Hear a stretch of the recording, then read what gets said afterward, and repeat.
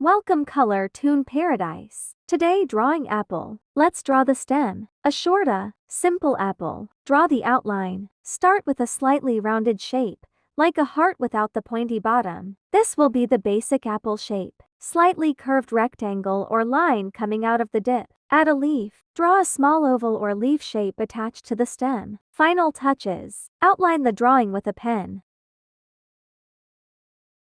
Now draw a cute apple. Draw the apple shape. Start with the same round heart-like shape as the simple apple, but make it slightly chubby for a cute look. Add the stem and leaf. Draw a short curved stem and a small round leaf. Draw the face. In the middle of the apple, add 2 round eyes. You can add little white circles inside for a sparkle. And a small curved mouth. Draw 2 small circles or ovals under the eyes to look like cheeks or blush. Then, use a dark pen to outline, and color the apple red or pink with green leaf, brown stem, and add light yellow cheeks.